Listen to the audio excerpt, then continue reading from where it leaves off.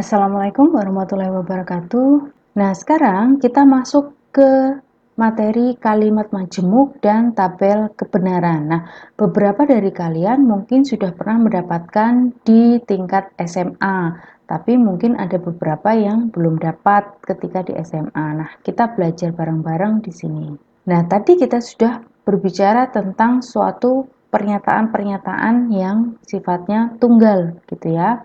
Kemudian pernyataan-pernyataan itu kalau kita gabungkan dengan suatu kata penghubung atau kata perangkai, maka kita akan mendapatkan suatu pernyataan majemuk.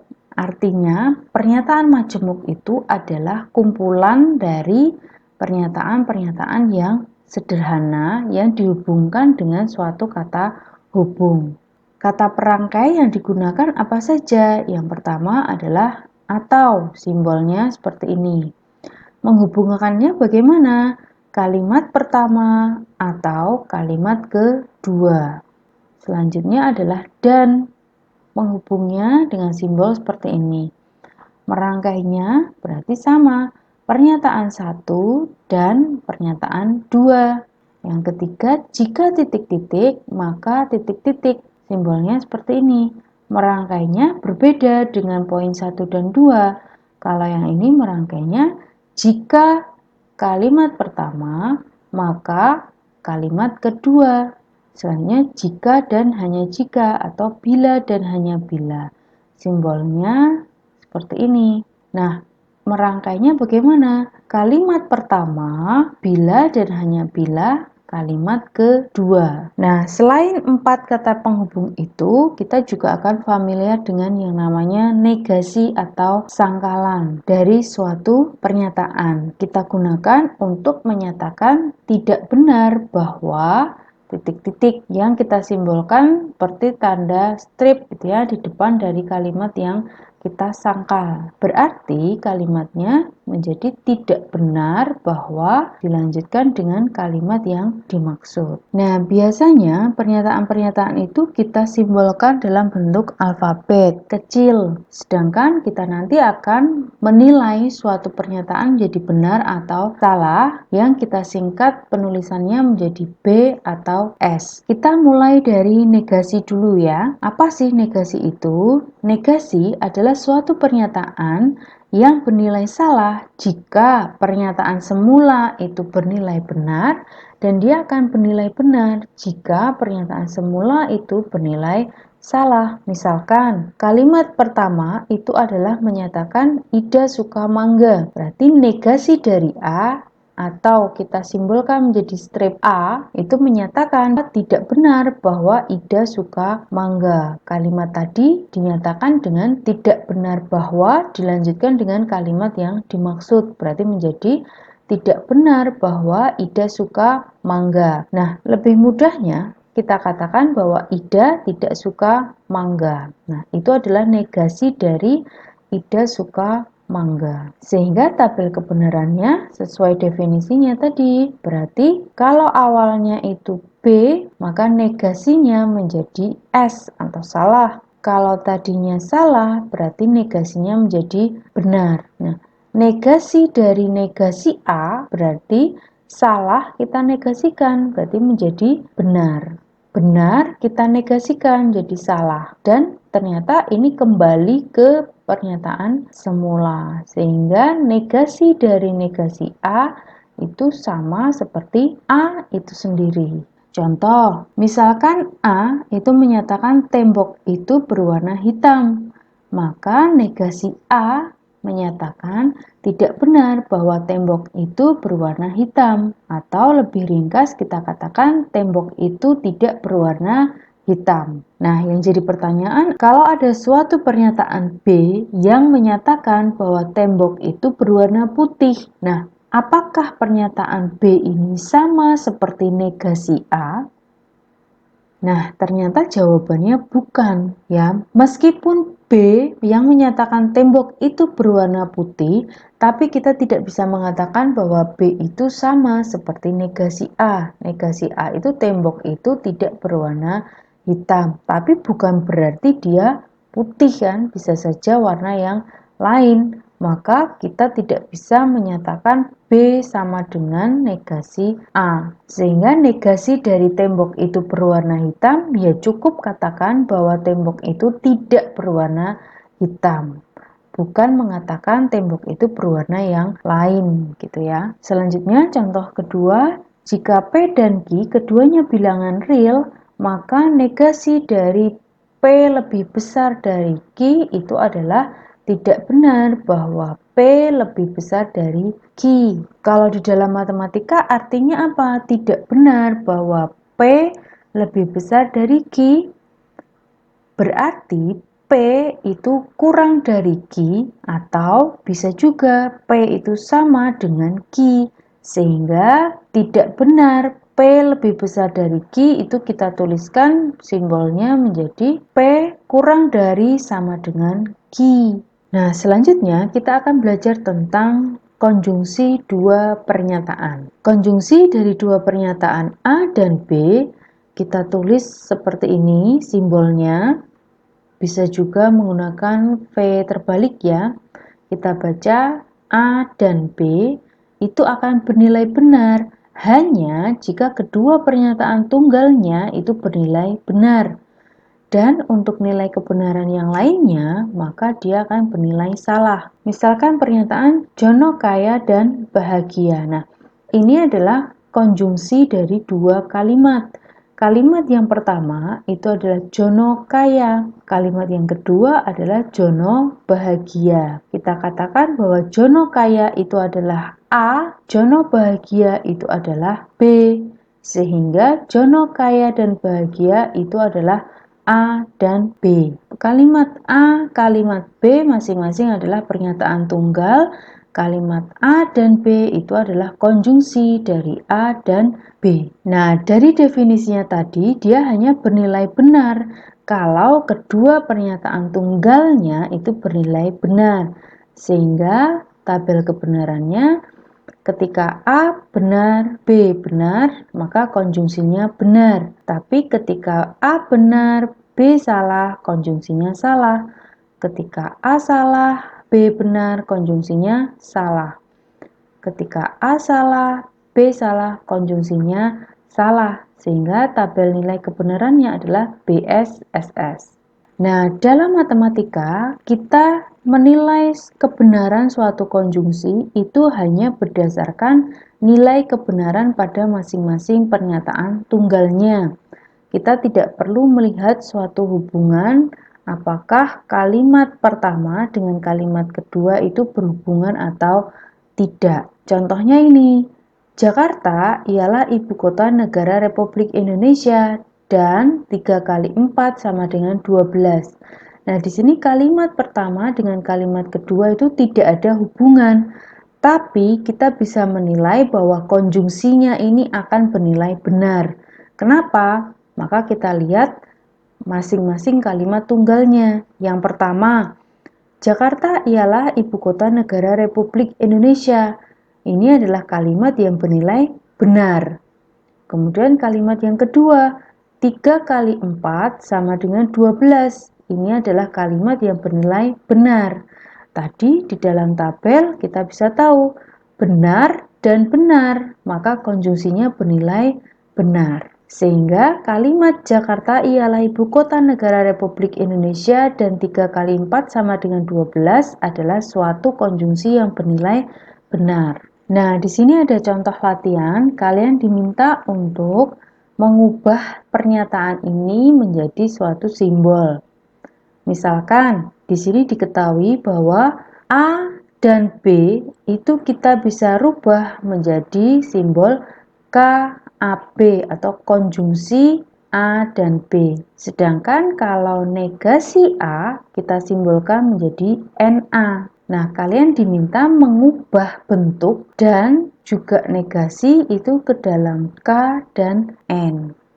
Ya, contohnya A dan negasi B. Tadi kalau kalian melihat A dan B, maka kalian ganti menjadi KAB. Nah, berarti yang ini menjadi, kita lihat ini dulu. Berarti kita tulis K, A, Ini kan kalau A dan B, berarti ini kan K. Kemudian dilanjutkan yang ini, A, dilanjutkan yang kedua, yaitu B. Sedangkan yang ini, K, yang pertama adalah A, berarti KA, yang kedua adalah negasi B. Nah, padahal kalau negasi A itu ditulis sebagai NA. Berarti kalau negasi B ditulis sebagai NB. Berarti kita tulis K, N, B. Sehingga A dan negasi B bisa kita nyatakan menjadi KA, NB. Yang kedua, yang kita baca dulu yang mana? Berarti yang di luar kurung, yaitu negasinya. Negasi tadi dibaca N. Maka kita tulis dulu N. N dari siapa? Negasi ini milik siapa? Negasi ini adalah negasi dari yang konjungsi. Berarti konjungsi tadi adalah K. Selanjutnya, kalimat yang pertama. Kalimat pertama itu adalah negasi A. Negasi A itu tadi kita tulis sebagai NA. Berarti kita tulis NA. Lalu dilanjutkan kalimat yang kedua yaitu B. Berarti B. Sehingga kalimat yang kedua bisa kita ganti menjadi NKNAB. Tuh, mudah ya. Silahkan dicoba supaya kalian bisa tahu mana simbol yang harus kalian perhatikan terlebih dahulu. Setelah mengerjakan latihan nomor 1, kalian bisa melanjutkan latihan yang kedua. Nah, kalau latihan yang kedua itu kebalikannya. Dari simbol NK ini kemudian kalian rubah menjadi dan juga negasi. Nah, selanjutnya disjungsi dua pernyataan. Disjungsi dua pernyataan A atau B itu kita simbolkan seperti ini. Kita baca A atau B itu akan bernilai salah hanya jika dua pernyataan tunggalnya bernilai salah. Selain itu, maka akan bernilai benar. Sehingga tabelnya akan seperti ini. Kalau pada konjungsi itu BSSS, kalau pada disjungsi berarti menjadi BBBS. Nah, misalkan 7 adalah bilangan prima atau 7 lebih besar dari 8. Nah, sama seperti konjungsi, kita bisa menilai nilai kebenaran dari disjungsi itu hanya berdasarkan pada masing-masing kalimat tunggalnya. Yang pertama, itu adalah 7 adalah bilangan prima. Apakah bernilai benar? Benar ya. Kemudian 7 lebih besar dari 8. Bernilai apa ini? Salah. B atau S? Berarti kalimat disjungsi ini bernilai benar. Ya. Nah, sehingga contoh 1 disjungsinya itu adalah bernilai benar. Nah, selanjutnya contoh yang kedua. 5 adalah bilangan prima atau 5 membagi habis 20. Nah, disjungsinya ini bernilai apa ya? Maka kita lihat masing-masing. 5 adalah bilangan prima. Ini bernilai benar atau 5 membagi habis 20 bernilai benar. Sehingga disjungsinya akan bernilai benar. Yang ketiga, 6 adalah faktor dari 9 atau 4 ditambah 7 sama dengan 10. Disjungsinya bernilai apa? Maka kita lihat pernyataan yang pertama. 6 adalah faktor dari 9. Benar atau salah? Salah. Atau 4 ditambah 7 sama dengan 10. Ini bernilai salah. Salah atau salah? Maka dia disjungsinya bernilai salah. Nah, kalau yang contoh 4 ini, apabila X bilangan real, maka X-1 kali X-5 itu sama dengan 0. Nah, supaya pernyataan ini bernilai benar, Maka berapakah nilai X? Berarti ini seperti pemfaktoran itu ya, berarti X-nya itu sama dengan 1 atau X-nya sama dengan 5. Kalimat ini hanya bernilai benar saat X-nya sama dengan 1 atau X-nya sama dengan 5. Nah, selanjutnya kita masuk ke implikasi dua pernyataan. Implikasi dua pernyataan kita simbolkan seperti ini.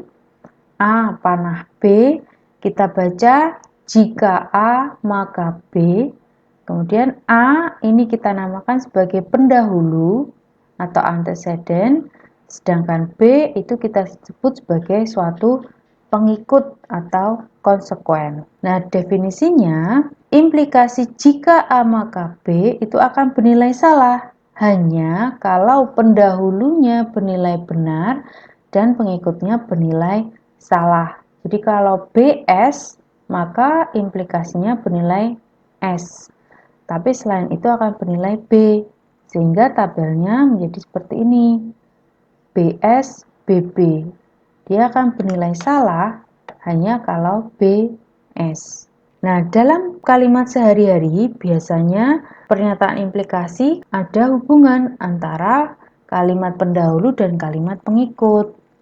Misalkan, apabila kamu lulus ujian, maka saya membelikan sepeda motor untukmu. Itu adalah kalimat suatu janji. Kemudian, apabila bel berdering 3 kali, maka pertanda kuliah diakhiri. Itu adalah suatu pertanda. Selanjutnya, apabila Anda biasa terlambat makan, maka Anda akan menderita penyakit perut. Itu adalah suatu sebab akibat. Yang keempat, apabila dua segitiga siku-siku sama kaki, maka dua segitiga itu sebangun. Ini pengikutnya diturunkan dari pendahulu. Nah, jadi contoh 1, 2, 3, 4 ini adalah kalimat pertama dengan kalimat yang kedua itu memiliki suatu hubungan. Nah, namun di dalam matematika tidak perlu selalu ada hubungan antara kalimat pertama dan kalimat yang kedua.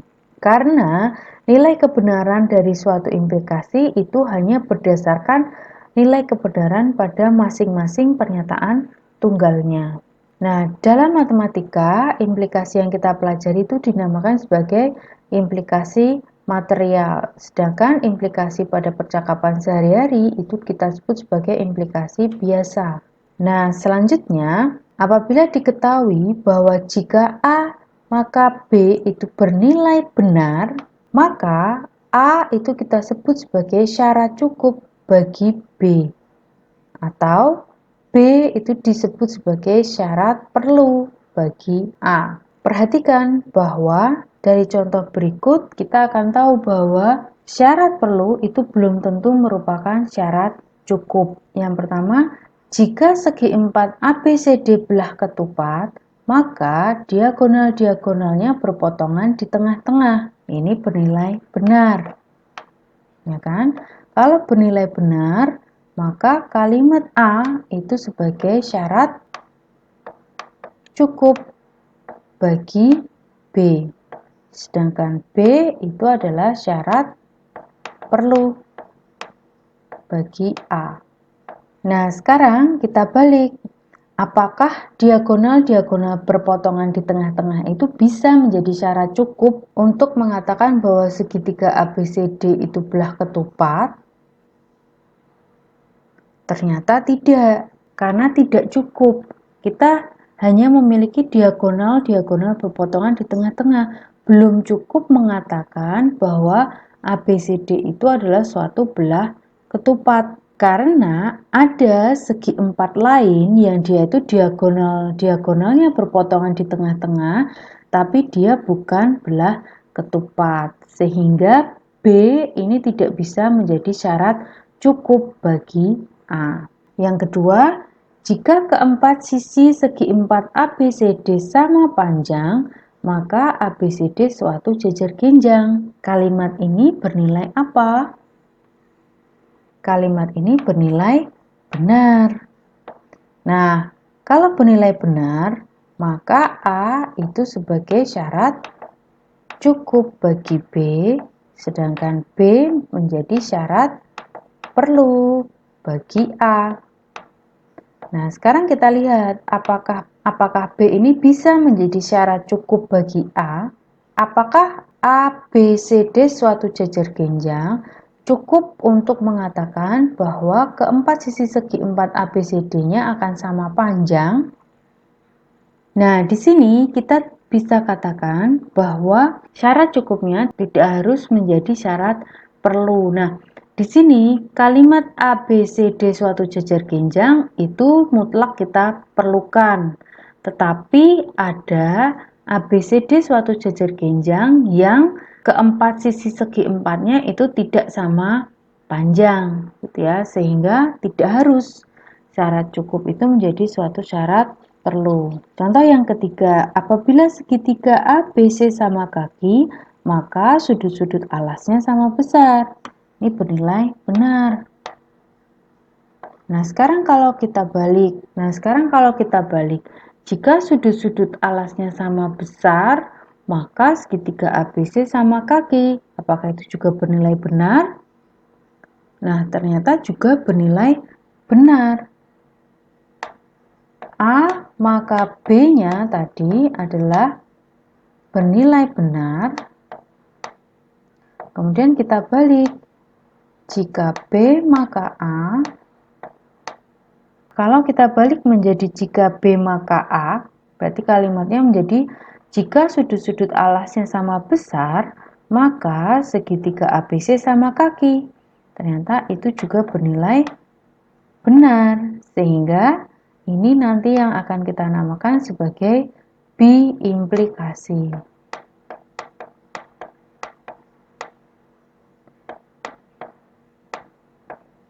Biimplikasi.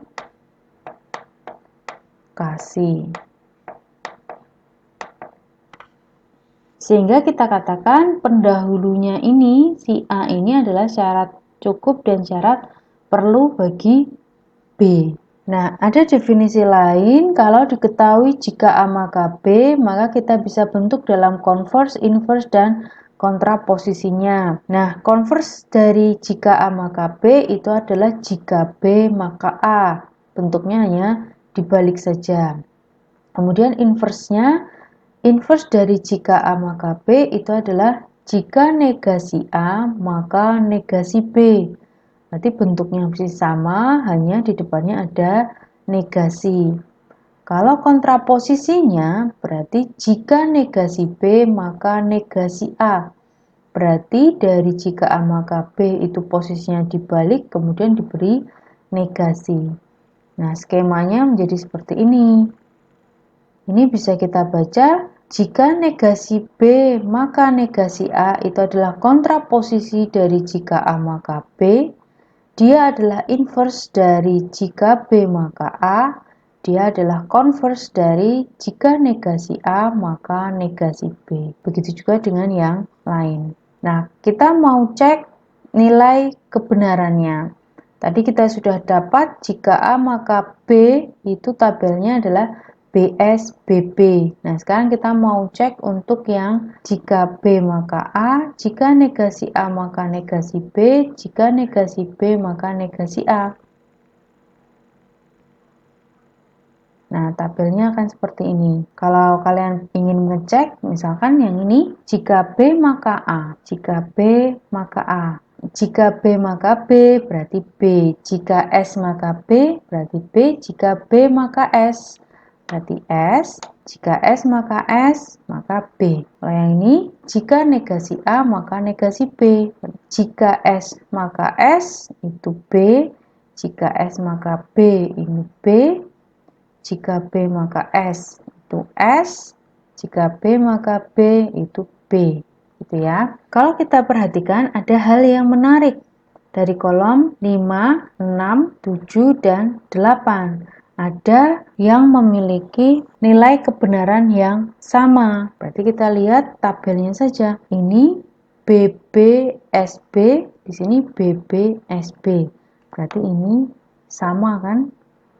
Kemudian yang ini BSBB, yang ini BSBB. Berarti ini sama. Nah, karena mereka memiliki nilai kebenaran yang sama, maka kita katakan itu sebagai ekuivalen. Jadi kita bisa tuliskan bahwa jika A maka B itu ekuivalen dengan jika negasi B maka negasi A. Yang kedua, kita punya jika B maka A itu ekuivalen dengan jika negasi A maka negasi B. Nah, kalian berarti mendapatkan dua ekuivalensi. Nah, selanjutnya kita masuk ke bi-implikasi atau bi-conditional. Tadi kita sudah menyinggung sedikit tentang bi-implikasi. Kita simbolkan seperti ini, kita baca A jika dan hanya jika B itu bernilai benar jika kedua pernyataan tunggalnya itu memiliki nilai kebenaran yang sama. Selain itu, maka akan bernilai salah. Tabel kebenarannya sehingga menjadi seperti ini. Kalau kedua pernyataan tunggalnya bernilai sama, maka bernilai benar.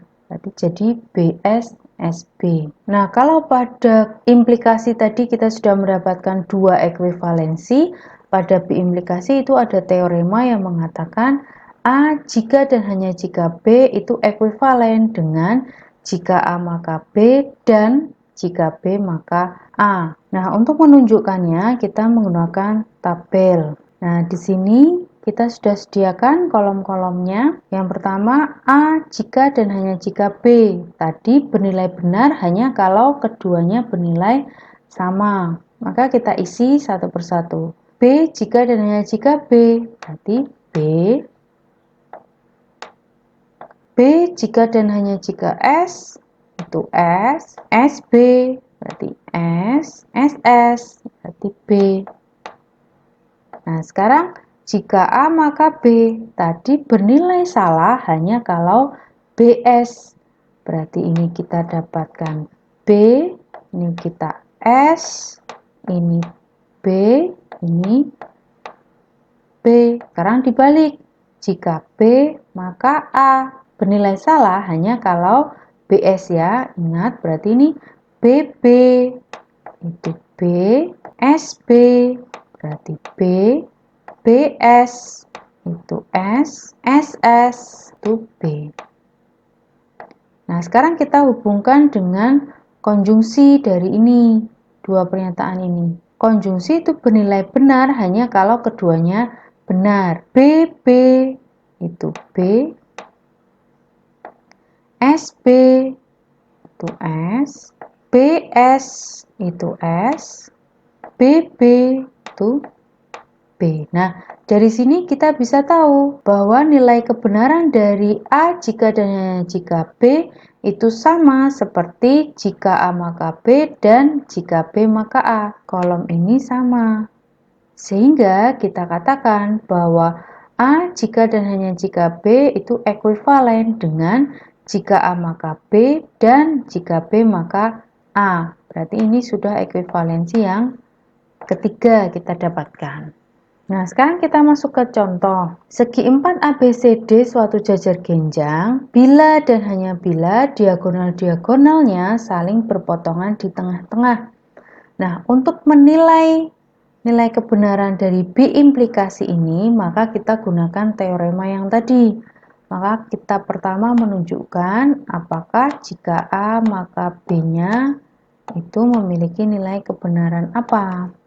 Berarti kalimatnya menjadi jika segi 4 ABCD suatu jajar genjang, maka diagonal-diagonalnya saling berpotongan di tengah-tengah. Benar tidak?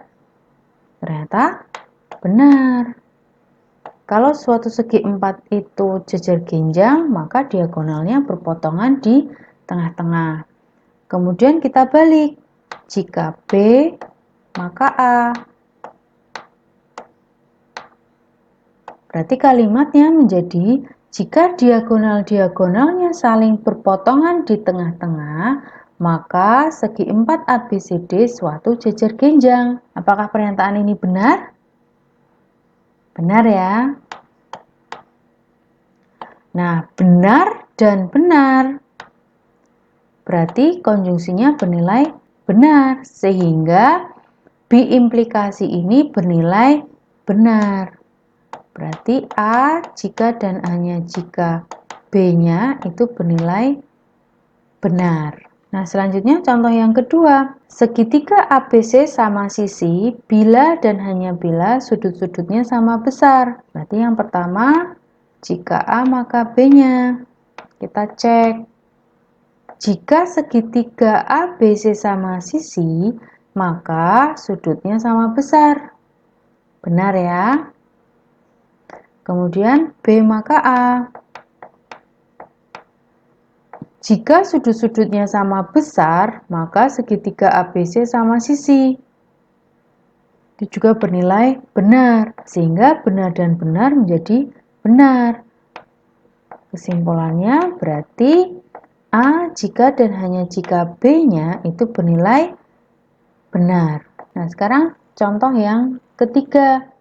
Segi 4 ABCD suatu persegi bila dan hanya bila diagonal-diagonalnya sama panjang. Nah, kita cek sama. Yang pertama kita cek jika segi 4 ABCD suatu persegi, maka diagonal-diagonalnya sama panjang.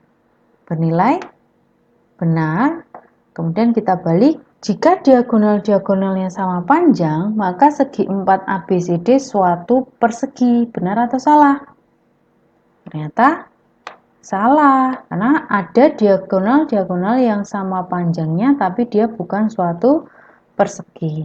Nah, kalau B dan S tadi menjadi S, sehingga A jika dan hanya jika B-nya menjadi salah. Itu untuk contoh ketiga. Sekarang contoh yang keempat. X sama dengan 3 jika dan hanya jika X kuadratnya sama dengan 9. Benar atau salah biimplikasi ini?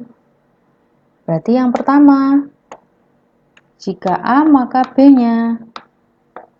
Berarti kalimatnya menjadi jika X-nya sama dengan 3, maka X kuadratnya sama dengan 9. Bernilai benar. Kemudian yang kedua, jika B maka A. Jika X kuadratnya sama dengan 9, maka X-nya sama dengan 3. Ini bernilai salah.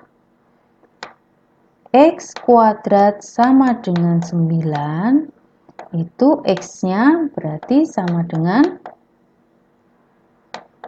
plus minus akar 9. Berarti sama dengan plus minus 3. Berarti X-nya 3 atau X-nya negatif 3. Gitu ya. Sehingga ini B dan S. Berarti biimplikasinya menjadi S. Jelas ya? Maka ketika kita akan menunjukkan nilai kebenaran dari biimplikasi, ada beberapa langkah yang harus kita tempuh. Yang pertama, kita buktikan jika A maka B itu memiliki nilai kebenaran yang apa. Kemudian kita buktikan jika B maka A nilai kebenarannya apa. Nah, dari 1 dan 2 nilai kebenarannya kemudian kita konjungsikan. Nah, hasil konjungsinya itu akan menunjukkan nilai kebenaran dari biimplikasi. Nah, selanjutnya kita akan mencari negasi-negasi dari konjungsi, disjungsi, implikasi, dan biimplikasi. Nah, pertama kita sediakan dulu tabel kebenarannya. Kita akan mencari nilai kebenarannya. Yang pertama, A dan B. Dan itu bernilai benar kalau keduanya benar. Benar dan benar, berarti ini B. Benar, salah. Salah, salah, benar. Salah, salah, salah, salah. A atau B bernilai salah kalau keduanya salah. Berarti B atau B. Itu B. B atau S. B. S atau B. B. S atau S? S. Jika A maka B bernilai salah hanya kalau BS. Berarti jika B maka B, ini S, ini B, ini B. Nah, kita cari negasi A dan B, berarti menjadi ini dinegasikan. Berarti S, B, B, B. Negasi disjungsi, berarti menjadi S, S, S, B. Negasi implikasi, berarti menjadi S, B, S, ini S. Nah, selanjutnya kita perhatikan kolom dari negasi konjungsi, karena kita mau mencari negasi konjungsi. Ini ya, negasi konjungsi.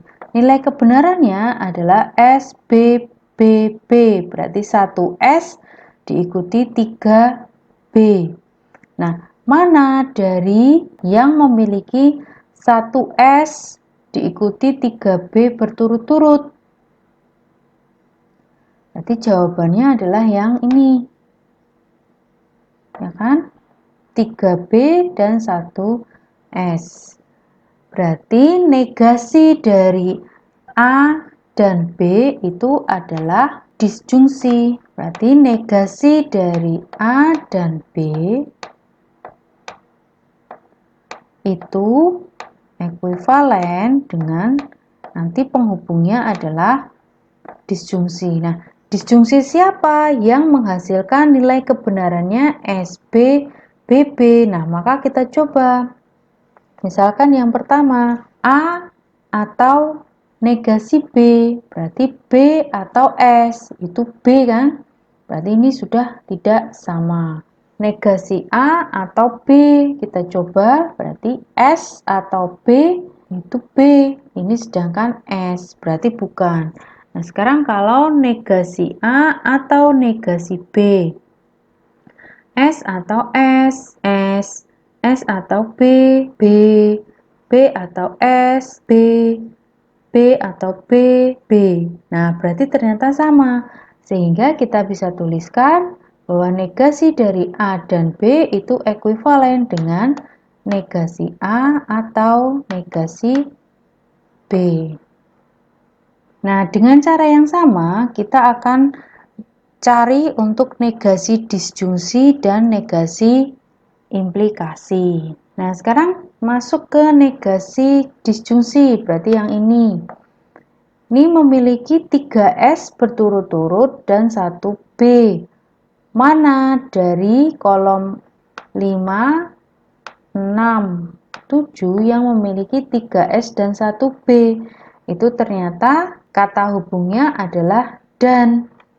Maka kita cari kombinasi dari kolom 1 sampai 4 yang menghasilkan nilai kebenaran yang sama dengan negasi A atau B. Caranya sama seperti tadi. Berarti kita akan peroleh bahwa negasi A dan negasi B itu ekuivalen dengan negasi A atau B. Selanjutnya kita akan cari negasi dari jika A maka B. Ini memiliki 3S dan 1 B. Yang memiliki 3S dan 1 B pada kolom 5, 6, 7 itu adalah ini, konjungsi. Nah, mana yang menghasilkan nilai yang sama dengan negasi jika A maka B? Kita bisa coba. Misalkan A dan negasi B. Berarti kita punya BS dan-nya berarti S, BB itu B, SS, S, SB berarti itu S. Nah, maka sudah sama.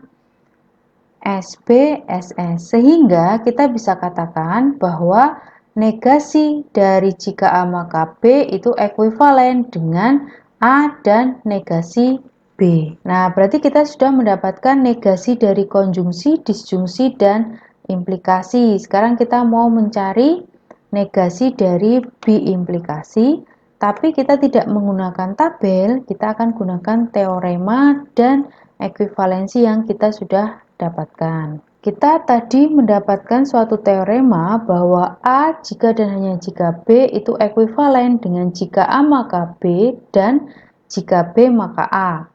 Nah, kalau kita mau mencari negasinya, maka kedua ruas ini sama-sama kita negasikan. Seperti ini penulisannya. Nah, berarti kita kerjakan yang ini, negasi dari konjungsi. Tadi apa? Negasi dari P dan Q itu ekuivalen dengan negasi P atau negasi Q, ya kan? Nah, ini kita anggap sebagai P, ini kita anggap sebagai Q. Maka kita punya negasi dari jika A maka B atau negasi jika B maka A.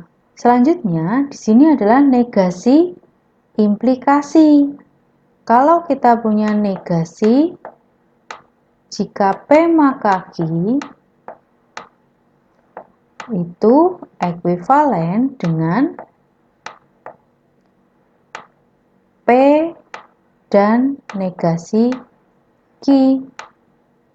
Berarti ini P, ini Q. Negasinya berarti A dan negasi B. Ini berarti bisa kita tuliskan A dan negasi B dalam kurung. Atau, nah yang ini, berarti ini yang P, ini yang Q-nya. Berarti menjadi dalam kurung B dan negasi A. Nah, ini ternyata sudah bentuk yang paling sederhana. Maka kita bisa simpulkan bahwa negasi dari A jika dan hanya jika B itu ekuivalen dengan A dan negasi B atau B dan negasi A.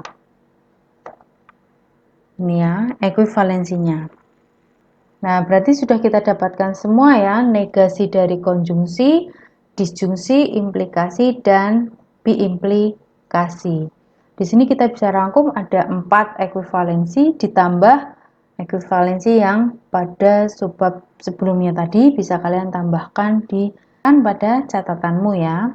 Oke, kira-kira seperti itu untuk materi pernyataan dan kalimat majemuk. Saya mohon maaf bila ada salah-salah kata. Saya akhiri. Wassalamualaikum warahmatullahi wabarakatuh. Terima kasih.